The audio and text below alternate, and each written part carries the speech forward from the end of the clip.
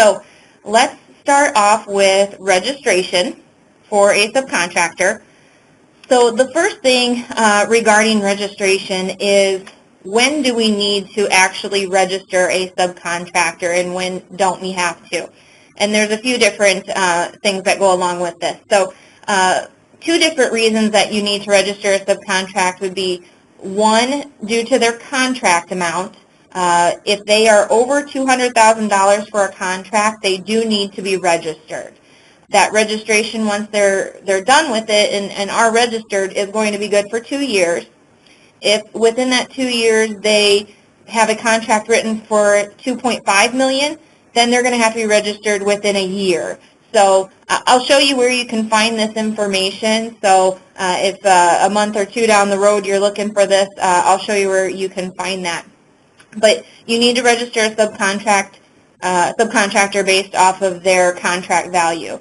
Another reason to register a subcontractor may just be that they are new to your market and you've not worked with them, and maybe your division manager or your project manager is just looking to get some additional information on this subcontractor.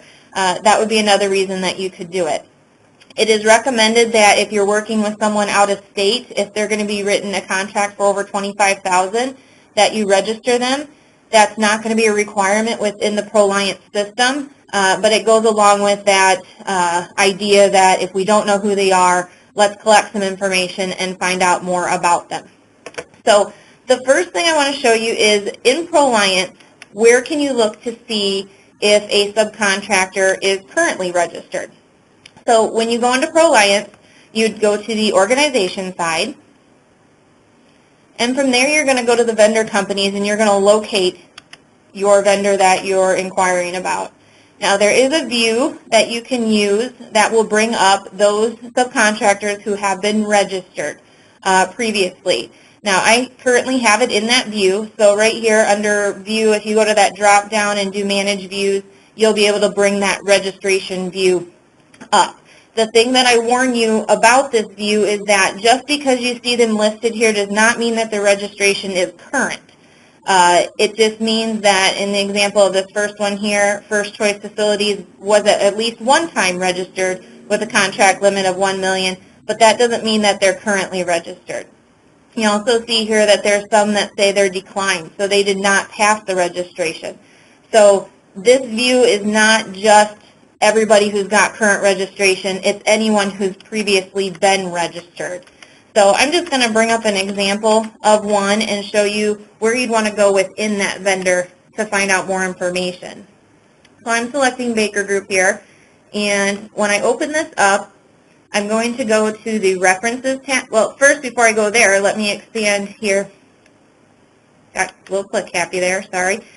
When I expand, you can see here under the details section, or excuse me, under the company details section, that they have a contract limit of $40 million. It's also what we saw here in that registration view.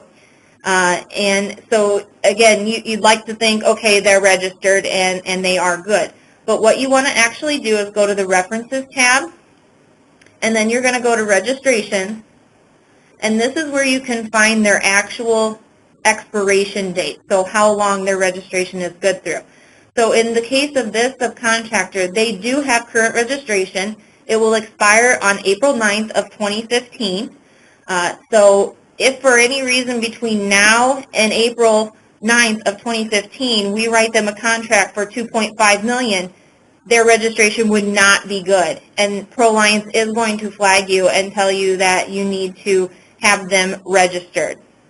So another thing that you can see here is that when they did their registration, they provided a bonding letter, and here are their mod rates. And we'll go through the registration packet, but this is where you would go to, you know, your first step if you're looking at a subcontractor. Are they registered or are they not? In this case, they would be good to go. But if we come upon one that is not currently registered or maybe has never been registered, we're going to go and give them a registration packet that they're going to complete. So let's take a look at a packet and what it looks like. The first thing I'll show you is the checklist that you can use for when you get this registration packet back. And I'll show you where you can find all this information here on the intranet here in just a minute. But this checklist will help you know what you're looking through, or what you're looking for when you're looking through the packet and it comes back. So I'm not going to go through each one of these on this checklist, but just know that that checklist is there and we should use it for when we're going through the packet and it's come back from the subcontractor. Use this checklist to make sure you have all the information that you need to send up to Minneapolis to Dawn LaPoose. And I'll mention her name again here in just a little bit. So going to the registration packet, there's a few different things that they need to complete. The first item here is just basically general information regarding the company, pretty straightforward. It's their information, you know, their name, their address, their contact. An important one here is how many years have they been in business. You're going to want to make sure that that's filled out. Really all this information is being asked for, and we do want them to fill it out. If they have the past 3 years, we're going to want to know what they've done in sales volume for the past 3 years. So just make sure that they've completed all this information.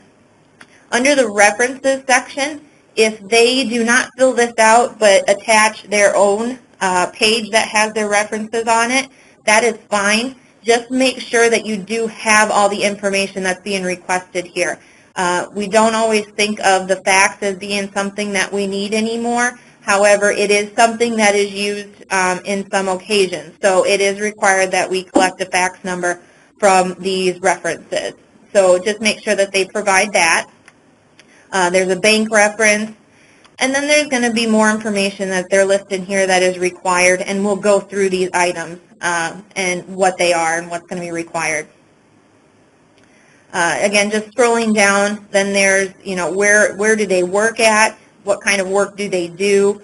There's a spot here for additional people, additional employees that you may want to enter into ProLiance.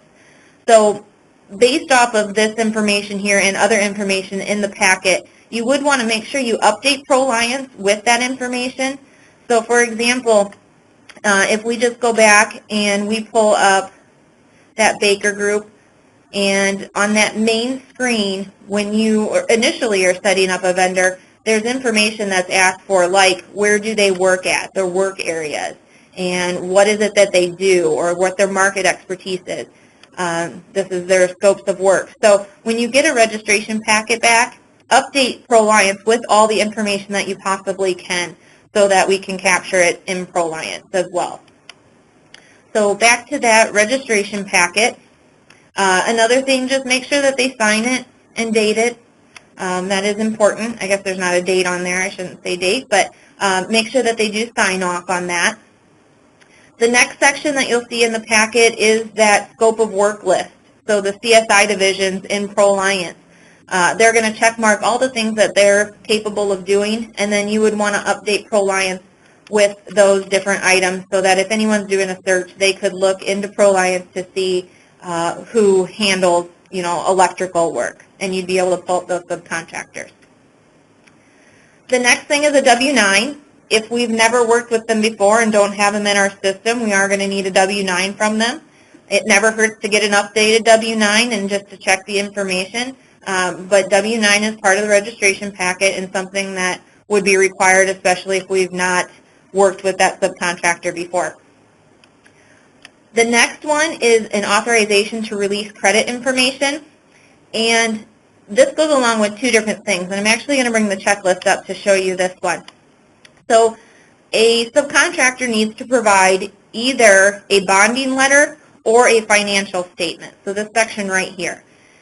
If they provide you with a bonding letter, they don't need to provide this authorization to release credit. Like it says here, it's only necessary if they provide you with that financial statement. So they have to provide one or the other here, the bonding letter or financial statement. If they provide the financial statement, you want to require the authorization to release credit. In many cases that I've seen people sign it, they give it to you anyway, so that's fine. It's just not really required unless we're collecting the financial statement from them. And either one of these would work for part of the registration.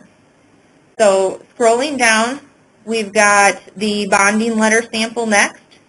And this is probably one of the more difficult things to get from your subcontractor.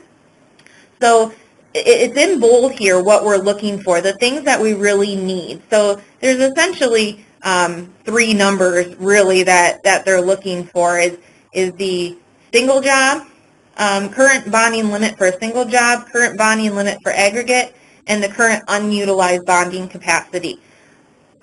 We need to make sure that those three numbers are on their bonding letter before it goes through to Minneapolis. So if you get a bonding letter and they don't provide you with their unutilized bonding capacity, that seems to be a fairly common one that gets left off. You just want to ask them to update it and include that information. But this sample goes to them so they can see what it is we're looking for. It's just usually not something that comes back looking the way we want it to every time. Bonding letter over financial statement is more popular. However, sometimes we do get financial statements from people. And if you do that, then just like it says here on the checklist, you want to make sure that you're getting the profit and loss statement and the balance sheet. So there's going to be two different items that are needed if they're providing the financial statement. There's no example to show you for that. It's just the sample bonding letter that goes with that registration packet. The next item that you're going to be looking for from them is their workers' comp mod rates to tell us how safe it is that that company is.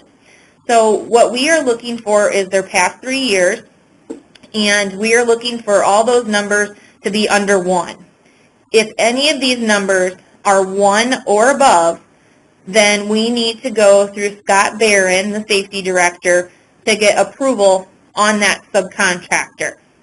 Depending on how high above 1 it is, there may be additional questions. If they're very close to 1 and it was maybe the 3 years ago, most likely Scott's going to say that's just fine and we'll move on. But what you would want to do is send that packet of information to Scott in an email, let him know that the mod rates are higher than 1, and just ask him for his approval. You'd want to include that approval from Scott with your packet when you submit it for approval to Minneapolis. I mentioned earlier Dawn Lapousse. She is the one who handles all the registrations, so that's who you would be sending this information to. So you want to get Scott Barron's approval on the workers' comp mod rates that are over 1 prior to sending it to Dawn Lapousse. And like I said, depending on how high those mod rates are will depend on how many questions Scott may have, and it may go out of your hands that it needs to be something where he's talking with the project manager, superintendent, talking to that subcontractor. But that's what we're looking for, is just, is it 1 or is it below 1? And if it is, we're good to go and we don't need to address anything with Scott. That is all for the registration packet for examples. But going back to that checklist, the other item that you'll see on the checklist is going to be insurance. So insurance is something that we definitely want to request, and you'll need to send a sample with your packet. So when you see that this the registration packet, it does not include a sample insurance.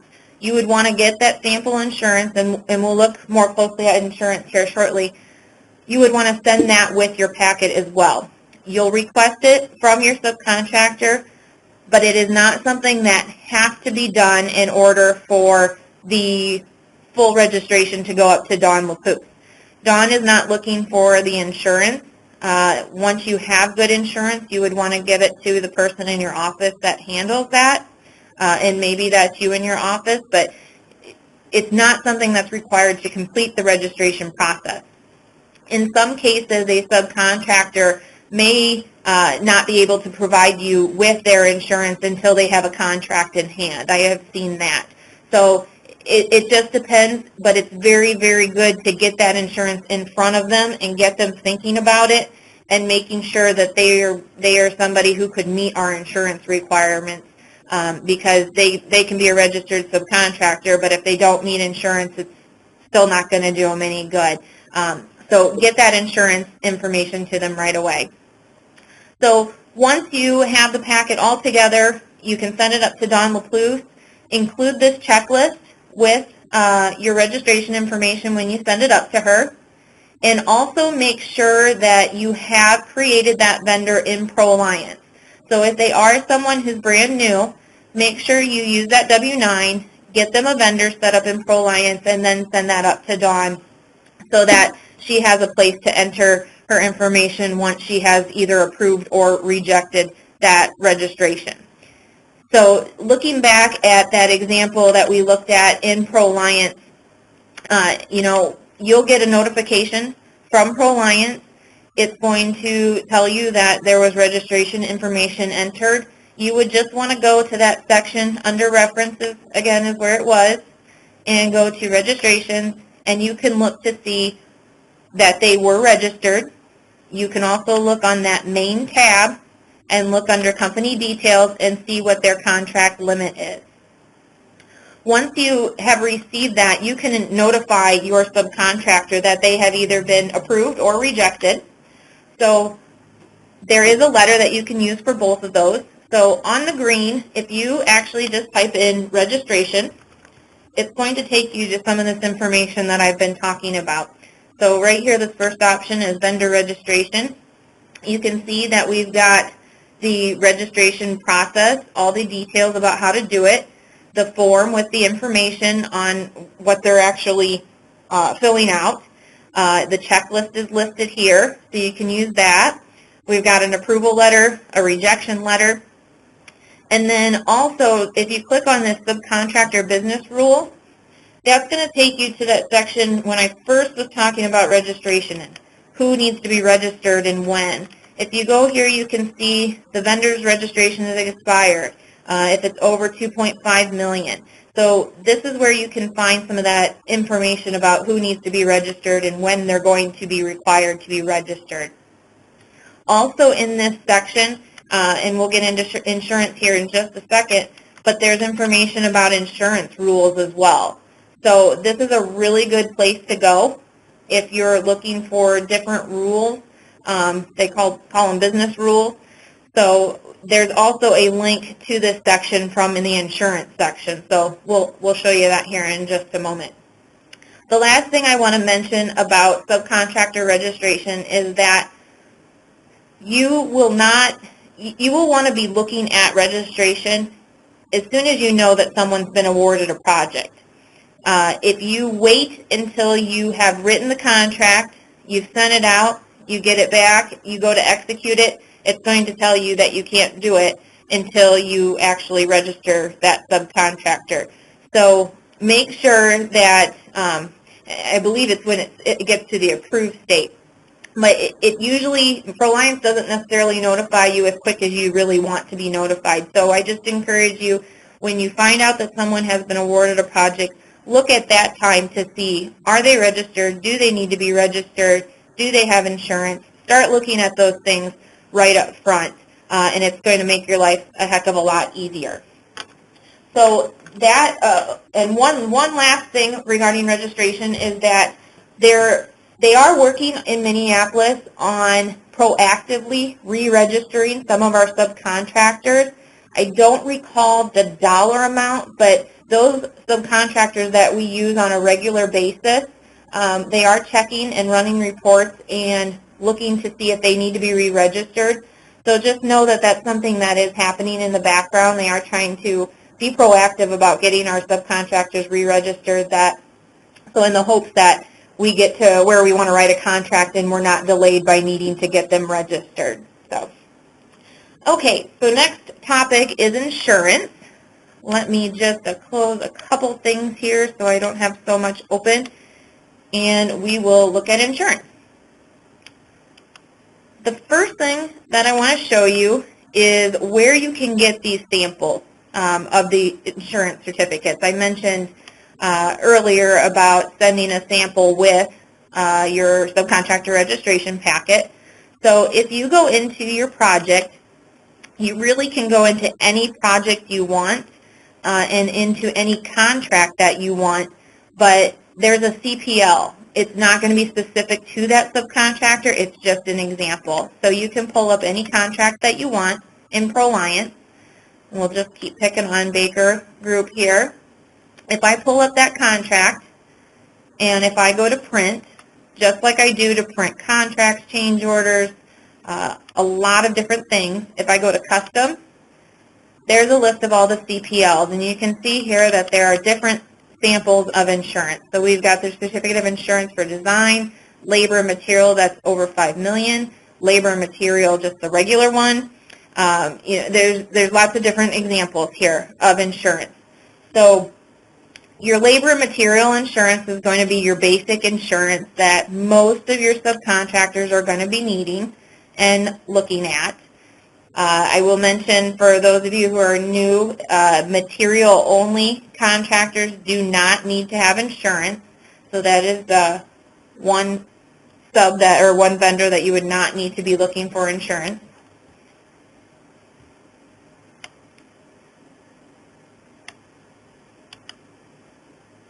Okay, so I'm bringing up an insurance example, and we'll just go through that certificate and look at a few different items.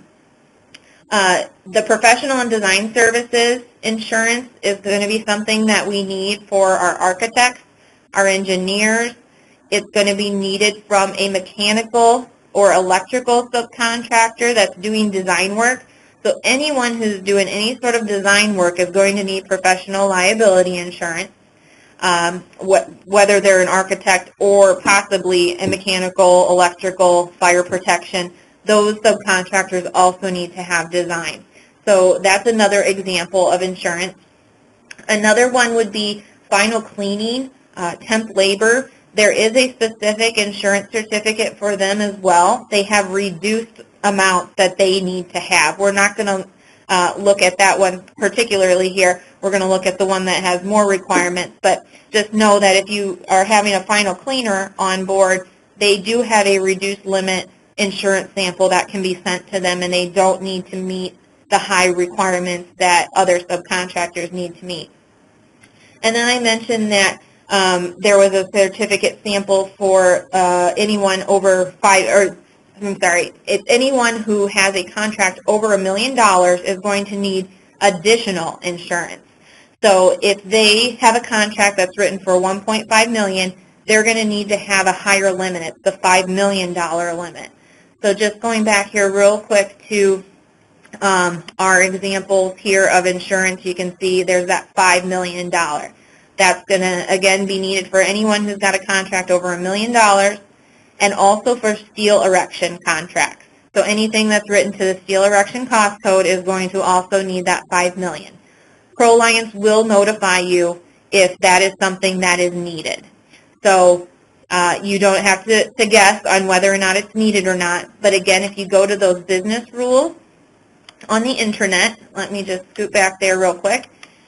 We're under there right now, but let's look up insurance. And then I'll show you here that you can also find those business rules. I thought, anyway, we might not have them linked on this page.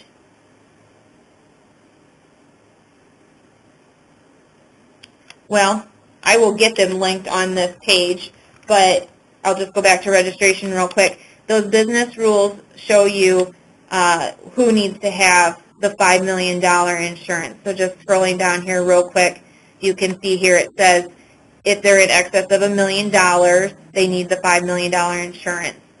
There's also something regarding glass and glazing, but that is a bonding letter or a bond item, not an insurance item, but that is information that's here. And then also that steel erection contract. If it's written to those cost codes, it's going to need the $5 million insurance. So going back to our insurance certificate,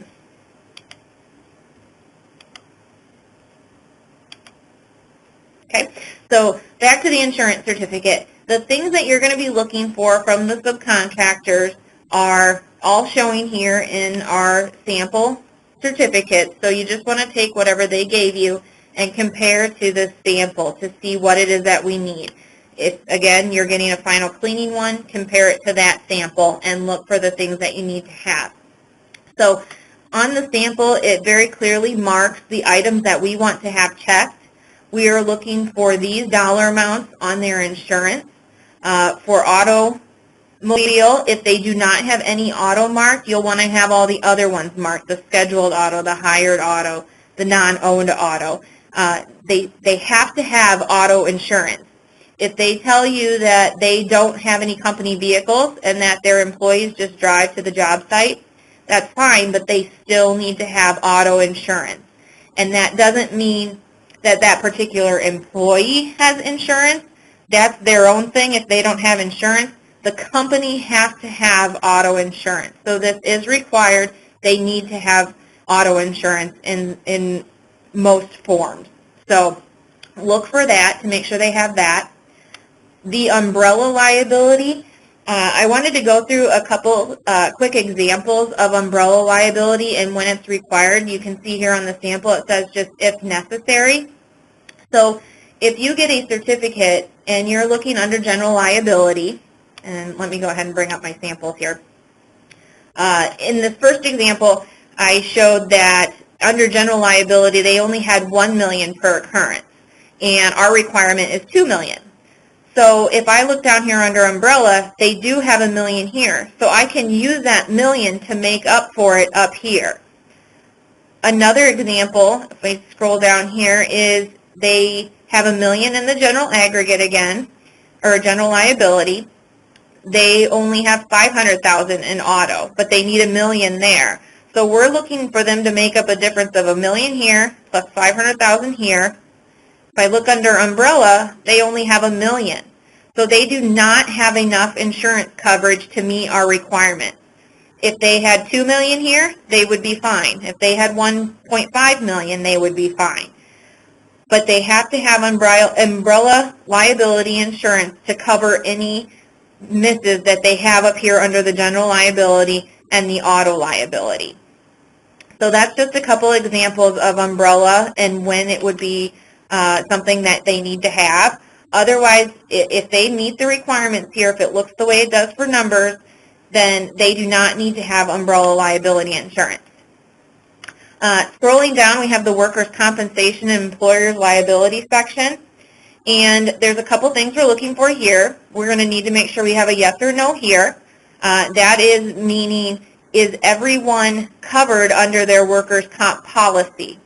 If they say yes, then it means that someone's not covered under workers' comp, and we do not want those people on our job site. So if it says no, you don't need to do anything. That is good. We want it to say in there. If it says yes, then what we want to do is we want to get written or email confirmation from that subcontractor of who the employees are, they're most likely owners, who they are, and if they're going to be on the job site. If they tell you that Joe Smith is the person who's not covered under workers' comp, but that Joe just works in the office, he's not going to be coming on site, get it in writing and include it with your insurance certificate. If they say Joe is somebody who is going to be on the job site, but he's not covered under workers' comp, they have to get it changed. It is required for anyone on site to have workers' compensation. If you have a subcontractor that is a one-man or one-woman show, if that's all that they have is just them, then it is a little bit different when it comes to workers' comp. So I'm going to go back to the intranet here and go back to the insurance section, and I will show you that there is a form that we would need to have them fill out if they do not have workers' comp and they're the only person that works for them. So if they're a sole proprietor is the word that we're looking for. So let's see. Workers' compensation insurance waiver used with sole proprietor is the form that we're looking for. So I'm just going to bring that up real quick and show you what that looks like. So if they say that they're the only one that works for them, it's just one person that works for that company, they fill out this information here and show that they are in fact the only person. They will sign and date it, and we will include this as their workers' comp insurance. So that's another form that you may come across if the workers' compensation is not something that they're going to provide at all. It's slightly different than the yes or no question. The yes just means that certain people are not included in their workers' comp policy, and we want to make sure that those people do not come on the job site. Also make sure that we've got our X over here under workers' compensation statutory limits, and that our limits are $500,000. The next section covers professional liability and contractors' pollution liability. We've already talked a little bit about professional liability and who's required to have that. Depending on what they're doing will depend on what their requirement for dollar amount is. So those architects and engineers are going to need $2 million, and the people like the mechanical, electrical, the geotechnical, they only need to have $1 million. So it just depends on what type of design work they're doing on what their requirement is for insurance amount. Contractors' pollution liability is something that is required from only certain scopes of work. So those scopes of work would be the disposal of waste or hazardous materials, EFIS, demolition, earthwork. So essentially anyone who is possibly going to be hauling contaminated dirt or possibly like an asbestos, anything from inside a building, if they could be hauling something that's contaminated off the job site, then they would need to have that contractor's pollution liability insurance. So all of our earthwork and site utilities people need to have that contractor pollution liability insurance. And that requirement is $1 million. And it also, like I said, has a list here of who those people are that need to have it. This is also called out in the contract who needs to have the contractor's pollution insurance. Regarding the description on the insurance certificate, this is a very general description. Not all of this would be required for every subcontractor. You can see it says, if applicable, professional liability and contractor's pollution. If they don't have either one of those, of course, we don't need them to reference that information in the description. But what you're looking for on the insurance certificate is to make sure that Ryan Companies and the owner, it needs to say Ryan Companies and the owner, are additional insured. And we're also looking for them to provide endorsements when it comes to this insurance certificate. Life has gotten a lot easier regarding the endorsements because we do now have a list of endorsements that are acceptable. So with this insurance certificate, we do have the example of what we are looking for as Ryan Companies. We're looking for the certificate, you'll hear 2010-0704 and 2037-0704. We're looking for those endorsements or their equivalent. It's always the equivalent that is the struggle to figure out, is it good, is it bad? But just to back up just a little bit on what these endorsements are doing and what they're saying, the 2010-0704 is asking them for ongoing operations. They're covering an additional insured for ongoing operations. The 2037-0704 is for completed operations. So again, depending on what type of work your subcontractor or designer is performing will depend on if they need one or both of those endorsements. So going back to, and again, your insurance certificate sample is going to clarify what's needed. Labor and material subcontractors are going to need both items. They have to have that. Going back to the intranet, you can see here there's an equivalent endorsement list. So when you get the endorsements from your subcontractor, you can pull open this list and look to see if that endorsement is something that we accept. So if you see an X in this equivalent to 2010 and 2037, it means that that endorsement is good for both items and they are what we want. If you see that something is only equivalent to one or the other, you need to make sure that you get both. So in this example right here at the top, you can see if we don't have both of those, we're not going to want that. It appears that those two are very related, so if you're getting one, you're probably getting the other one. And then if they're not something that's acceptable, there is a description as to why it's not acceptable. So you can go back to your subcontractor and let them know this is why we don't believe it's an equivalent to what we're asking for, and they would need to provide something else. If you don't find your endorsement on this list, Gidget Wagner is the person that you would want to talk to regarding insurance. Just send her that endorsement, and she'll take a look at it for you and check to see if it's something that can be added to our list and be updated so that others know about that endorsement as well. But a lot of endorsements are on this list now, so just take a look at that, and that will help you determine if that's an acceptable endorsement or not. The last thing regarding this sample is whether it's a blanket insurance policy or if it is a job-specific insurance policy. In some cases, you may be requiring certain insurance for your project. Maybe you have a higher limit because your owner is requiring it. You may have a job-specific insurance that you're requesting. So that, of course, would be a job-specific insurance certificate.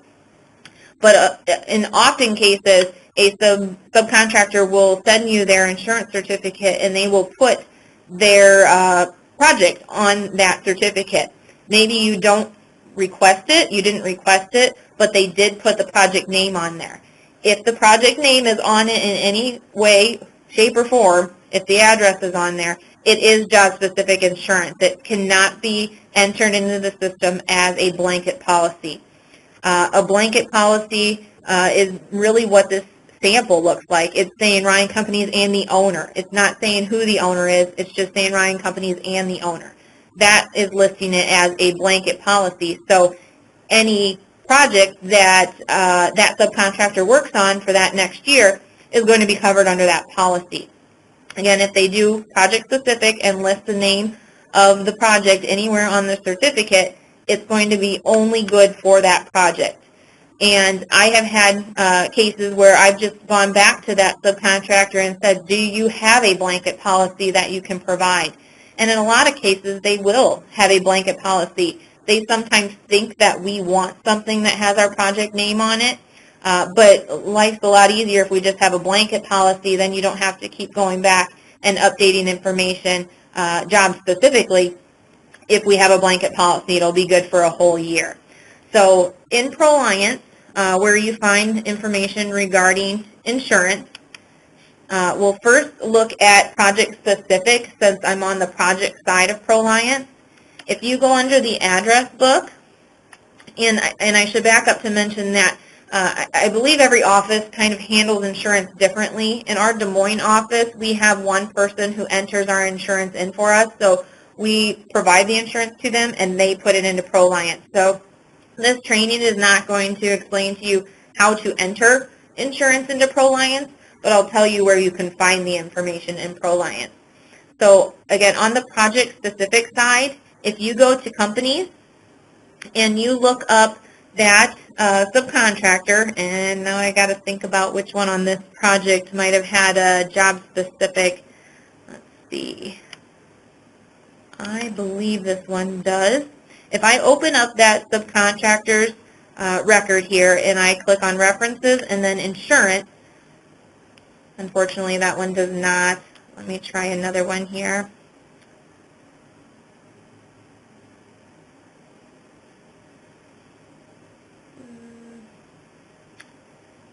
Boy, I'm not sure if I have an example on this project.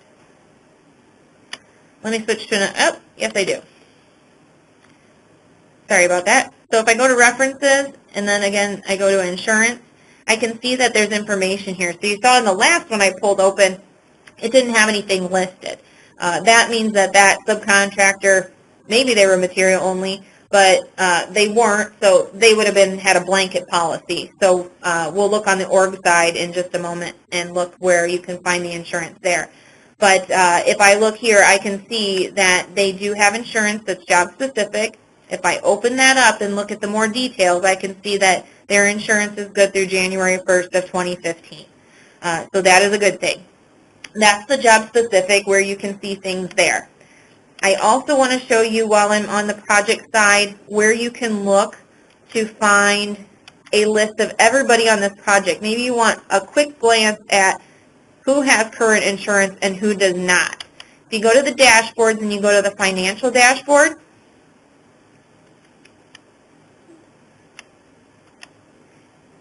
And then if you go down to procurement, insurance procurement, you can bring up a list of the people and what they have for insurance. So you can see here it does say that Allied has insurance.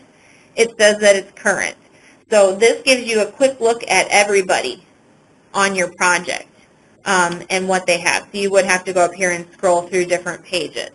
I will also show you another place that you can look for that same type of information.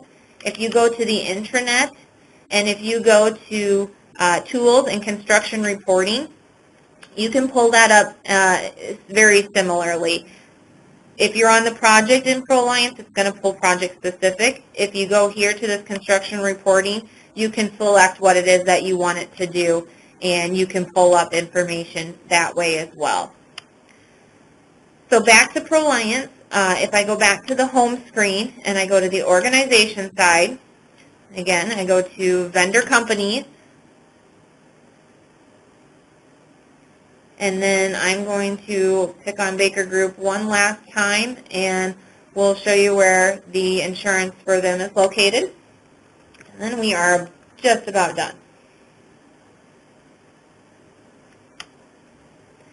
So if I open that up, again, just like I did for registration, I'm going to go to the References tab, and instead of going to Registrations, I'm going to go to Insurance.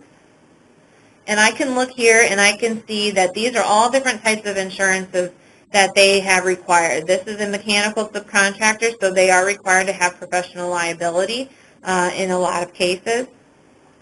So that is something that's listed here. But if I just want to look up to see when their insurance is good through, I can click on it just like I did on the subcontractor's record on the project side. I do the same thing on the org side. So I can see here that they are actually good through October 1st of 2014. One thing to make note of when you're looking at that, that means the general liability is good through October 1st of 2014. That does not mean that everything else is. In some cases, you know, their professional liability may be through a different carrier and may have different dates.